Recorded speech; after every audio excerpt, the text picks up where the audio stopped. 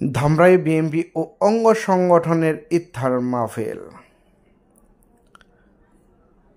ঢাকার ধামরাই কুশরাই ইউনিয়ন বিএনপির আয়োজনে ইফতার ও দোয়া মাহফিল অনুষ্ঠিত হয়েছে। রবিবার 16 মার্চ বিকেলে ধামরাই উপজেলা কুশরাই ইউনিয়ন পরিষদের সামনে দোয়া ও ইফতার মাহফিল অনুষ্ঠিত হয়। ঢাকা জেলা বিএনপির সাবেক যুগ্ম সম্পাদক মোহাম্মদ লোকমান হোসেন দেওয়ান এর সভাপতিত্বে ইফতার মাহফিল প্রধান অতিথি হিসেবে ছিলেন ঢাকা জেলা যুবদলের সভাপতি ইয়াসিন ফেরদৌস মোরাদ।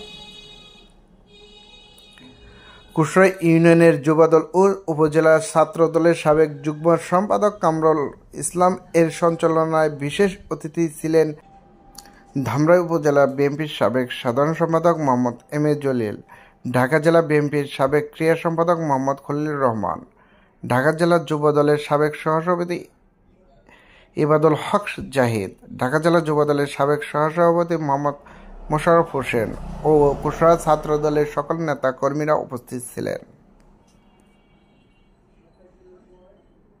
অন্যায় আচরণ হতে দিব না ইনশাআল্লাহ। আপনারা ভালো থাকেন, সুস্থ থাকেন এবং মুরাদের জন্য দোয়া করেন যাতে নমিনেশন পেয়ে ধামরাই সেবা করতে পারে। ওর সেবা করার মতো মন আছে। অন্য যারা আমরা অন্য বিধর্মী বা বলি যাদেরকে, তাদেরকে কাছে কোনো অন্যায় তাদের সাথে করা যাবে না, এটা হচ্ছে ইসলামের শিক্ষা।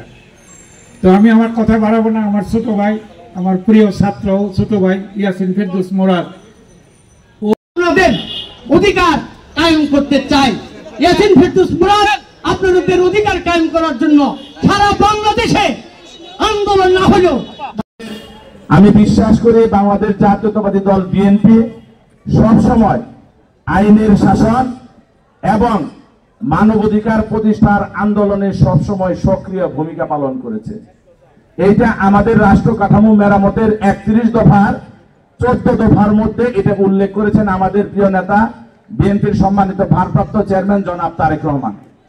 আমরা যে দলের রাষ্ট্র কাঠামো মেরামতের 31 দফার মধ্যে উল্লেখ করেছি আইনের শাসন মানবাধিকার, সেইখানে আমরা যদি এই কর্মীরা যদি অন্যায় কোনো কাজকর্ম করি তাহলে কি আমাদের দফার সাথে আমাদের নেতার সাথে এটা মানানসই?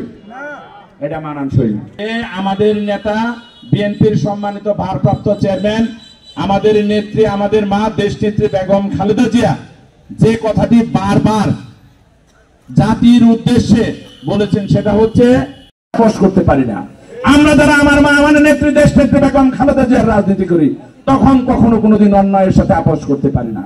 কারণ আমাদের নেত্রী আমাদেরকে শিক্ষা দিয়ে গেছেন যে অন্যায়ের কাছে মাথা নত না করে কিভাবে অন্যায় আদেশে অন্যায় বিচার মাথায় নিয়ে কিভাবে তিনি কারাভোগ করেছেন, কিন্তু কোনো অন্যায়ের কাছে তিনি মাথা নত করেন নাই। আমরা সেই দলের সৈনিক হিসাবে, আমরা আমাদের নেত্রীর সৈনিক হিসাবে আমরা কখনো কোনোদিন অন্যায়কারীর সাথে আপোষ করতে পারি না।